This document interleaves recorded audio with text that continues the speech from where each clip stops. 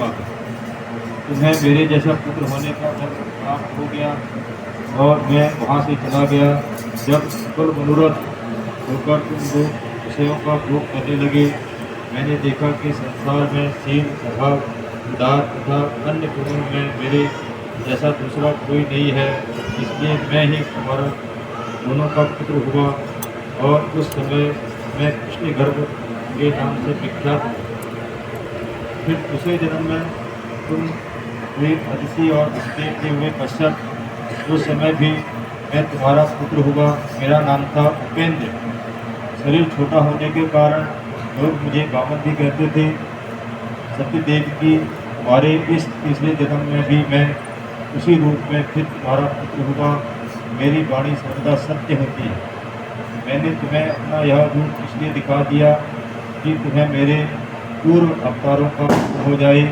यदि मैं ऐसा नहीं करता तो केवल मनुष्य शरीर से मेरे अवतार की पहचान नहीं हो पाती। तुम दोनों मेरे प्रति पुत्र भाव तथा निरंतर ब्रह्म भाव रखना। इस प्रकार वात्सल्य, स्नेह और चिंतन के द्वारा मैं मेरे परम पद की प्राप्ति होगी। श्री सुखदेव जी कहते हैं, भगवान इतना कहकर चुप हो गए। तब उन्होंने अपनी योग माया से पिता माता के देखते देखते तुरंत एक साधारण शिशु का रूप धारण कर लिया। तब वसुदेव जी ने भगवान की प्रेरणा से अपने पुत्र को लेकर कृतिका गृह से बाहर निकलने की इच्छा की।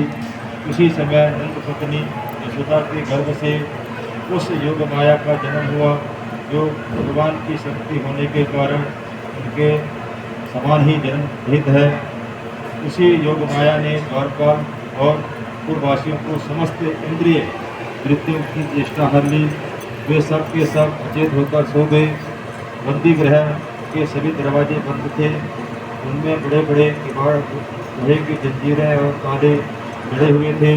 उनके बाहर जाना बड़ा ही कठिन था। परंतु वसुदेव जी भगवान श्री कृष्ण को गोद में लेकर जो ही उनके निकट पहुँचे, त्यों ही वे सब दरवाजे आप से आप खुलते गए। ठीक वैसे ही जैसे सूर्योदय होते ही अंधकार दूर हो जाता है, उस समय बादल धीरे धीरे गरज जल की फुहारें छोड़ रहे थे। इसीलिए शेष जी अपने मुंह से जल को रोकते हुए भगवान के पीछे पीछे चलने लगे।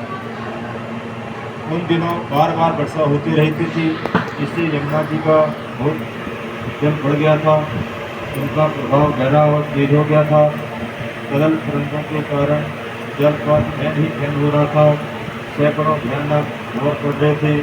जैसे सीतापति भगवान श्री राम जी को समुद्र ने मार्ग दे दिया था, वैसे ही यमुना जी ने भगवान को मार्ग दे दिया।